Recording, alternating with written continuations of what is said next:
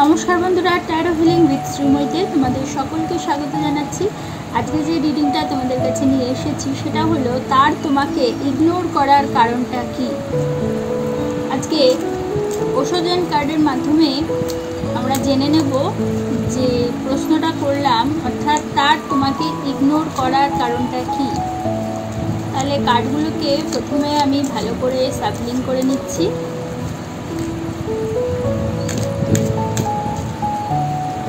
এরপর আমি স্প্রেড করব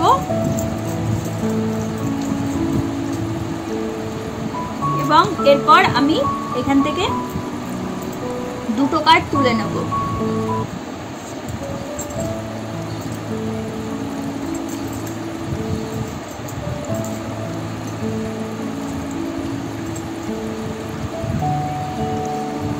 এখানে দুটো কার্ড উঠেছে, একটা হচ্ছে টোটালিটি আর একটা হচ্ছে কমপ্লিশন।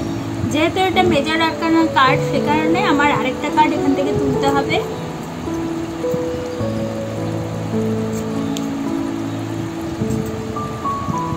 ইন্টিগ্রেশন, এখানেও মেজর আর্কানা উঠেছে, সে কারণে আমাকে আরেকটা কার্ড তুলতে হতে পারে।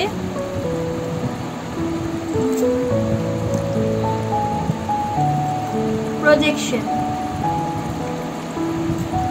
এবারে রিডিংটাতে আসা যাক। বাকি কার্ডগুলোকে আমি সরিয়ে ফেলছি।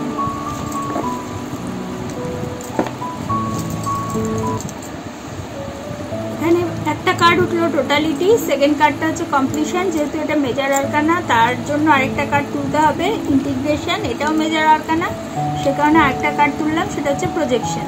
এবার রিডিংটা দেখে নেব কি বেরোয় বা কি হতে পারে।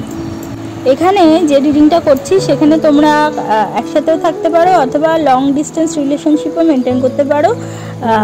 এটা একটা জেনারেল রিডিং এবং এটা টাইমলেস রিডিং। সেক্ষেত্রে যার সাথে রেজোনেট করবে সে নেবে এবং যার সাথে রেজোনেট করবে না তারা স্কিপ করে যেতে পারো। এখানে বোঝাচ্ছে, টোটালিটি কার্ডটা বোঝাচ্ছে যে তার মনের মধ্যে একাধিক ভাবনা চিন্তা চলছে বিভিন্ন বিষয় নিয়ে, সে কারণে সে তোমাকে বা তোমার বিষয় নিয়ে ভাবনা চিন্তা করে উঠতে পারছে না। তার উচিত যে কোনো একটা বিষয় নিয়ে ভাবনা চিন্তা করে সেটাকে সলভ করে তারপর অন্য বিষয় নিয়ে ভাবনা চিন্তা করা। এখানে এমন একটা ঘটনা হচ্ছে যে সে শুধুই তোমার সাথে বা তোমার পাশে থাকছে বা দূরে থেকে তোমার সাথে যোগাযোগ রাখলেও তোমার বিষয়ে সিরিয়াস হতে পারছে না। কমপ্লিশনের কার্ডটি বোঝাচ্ছে তার আভ্যন্তরীণ উপলব্ধির স্থান স্পষ্ট করতে হবে এবং সেটি তখনই সম্ভব যখন সে তার তৃতীয় চোখ অর্থাৎ থার্ড আই চক্রকে পাওয়ারফুল করতে পারবে। তখন সেটি সম্পূর্ণ হবে। জীবনের চির পরিবর্তিত প্রবাহের মধ্যেও এমন কিছু মুহূর্ত রয়েছে যেখানে আমরা সমাপ্তির বিন্দুতে আসি। তার মধ্যে ব্যক্তিত্বের ব্যাধি রয়েছে, অর্থাৎ দুটো সত্তা তার মধ্যে রয়েছে এবং সে তার অজান্তেই দুটো ভিন্ন মানুষের মতো আচরণ করবে, আবার ভুলেও যেতে পারে কি ঘটেছিল। সেক্ষেত্রে তার মধ্যে যে ভিন্ন আচরণ বা সত্তা রয়েছে তা একীকরণ অর্থাৎ একরকম হওয়া প্রয়োজন সম্পর্ক ঠিক রাখার জন্য। এখানে সে তোমার মুখোমুখি বা সামনাসামনি বা দূরে থেকে যোগাযোগ রাখলেও তুমি তাকে স্পষ্টভাবে দেখতে সক্ষম নয়। সে তার মনের মধ্যে তৈরি করা চিত্র তুলে ধরছে, আসলে সে তার আসল চেহারা ঢেকে রেখেছে।